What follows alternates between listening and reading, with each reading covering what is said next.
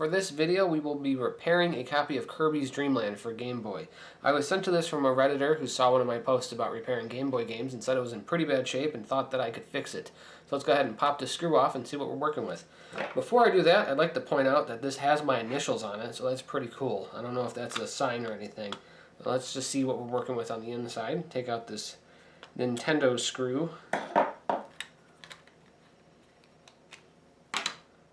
So there's a lot of damage just on the front of the PCB. We have a lot of these traces right here that look like they were exposed to moisture for a long period of time. The traces have turned green, actually kind of blue, and they're just kind of scraping away.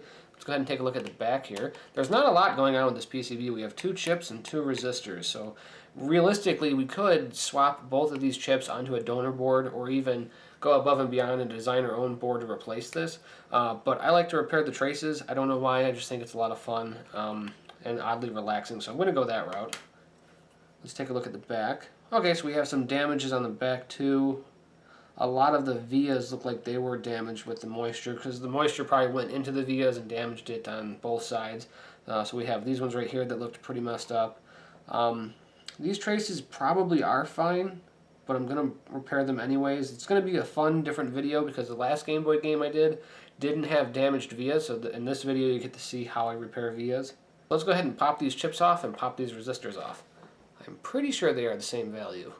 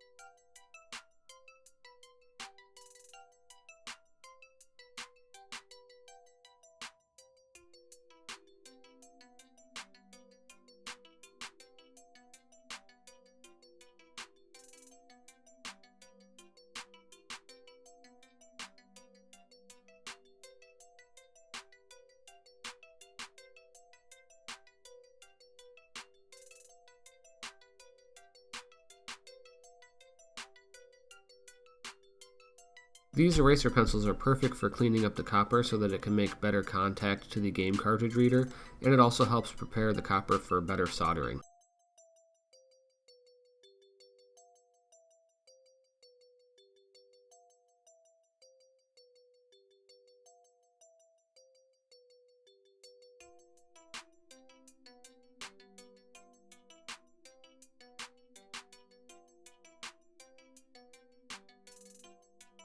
Most of the corrosion is so bad that there isn't any copper left underneath it.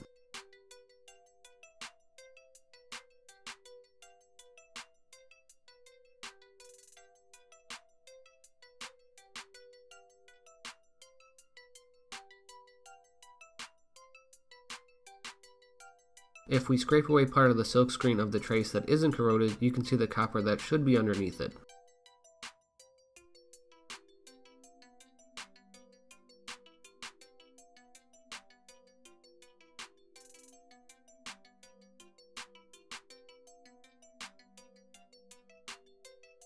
This process will be repeated for repairing all the damaged traces.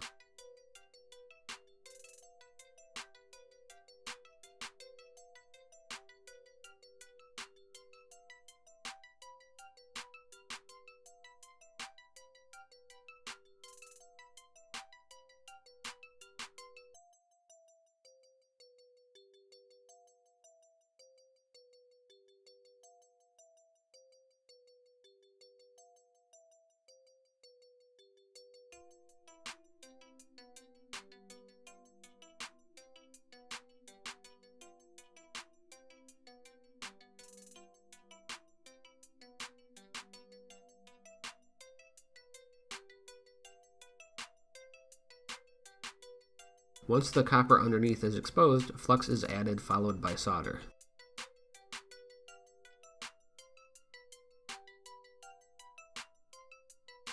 Next, we can use tinned 30 gauge wire to solder on top of the trace.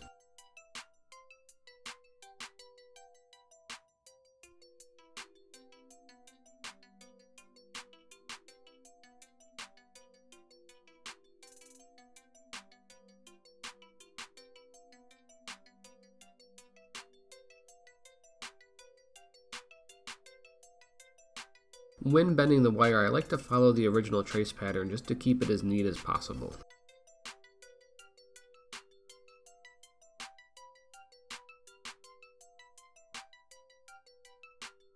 When soldering to these contacts, I'm being really careful to avoid having excess solder fill the contact, as I don't want it to interfere with how the game is inserted into the Game Boy.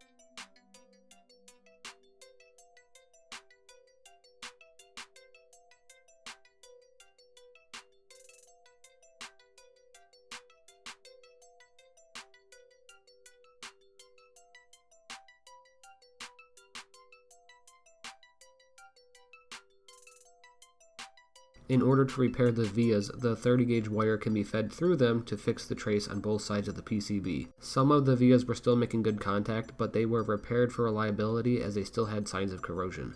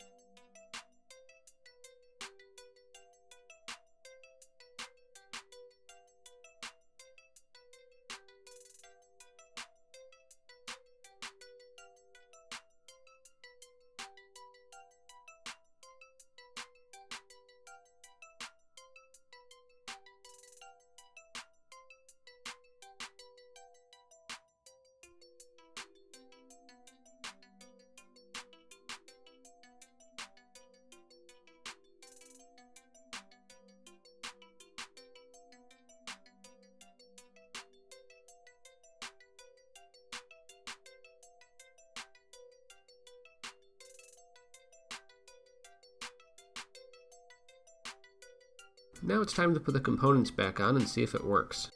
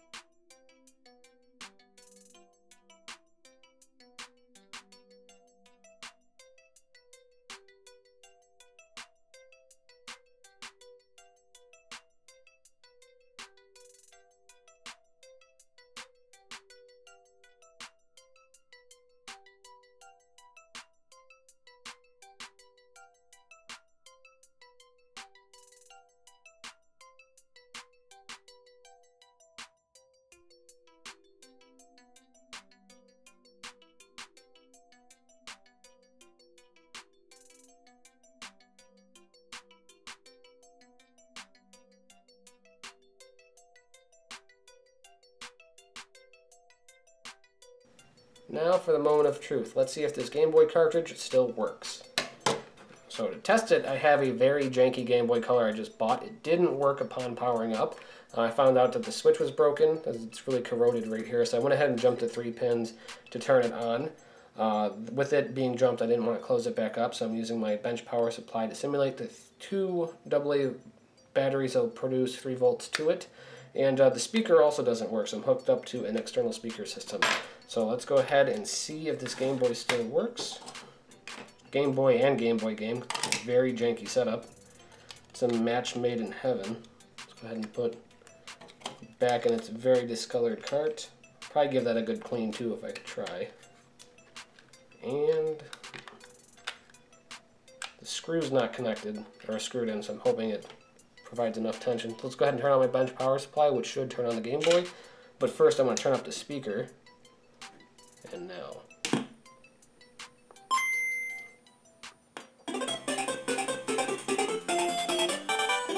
Alright, so it works. Awesome.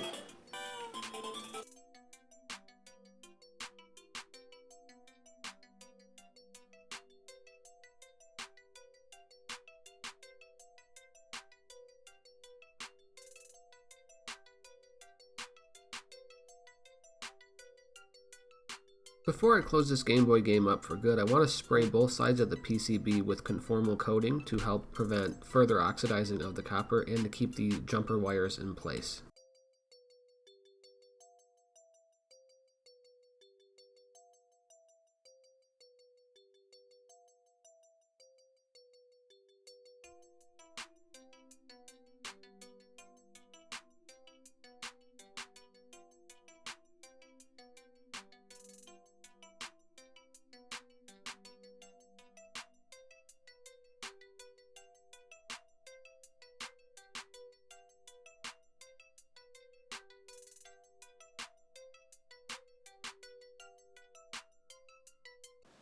So the conformal coating completely dried, and now it's left with this nice coating that will protect the wires from being moved and keep the copper from oxidizing. As you can see, it's still shiny copper, and it's been like 2 days since I did this. So let's go ahead and make sure it still works by slapping it back inside of the cart.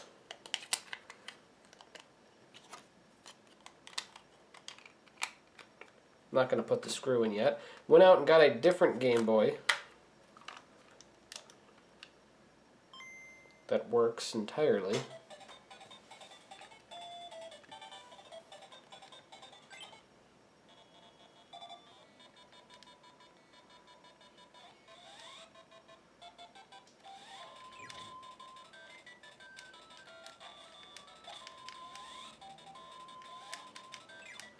So I'm not good at playing games, I just have fun repairing them.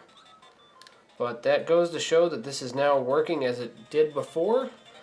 With less corroded etches, of course. I think there was like 36 completely repaired traces. I might have miscounted. But yeah, there's quite a bit. The most so far when it comes to a Game Boy game.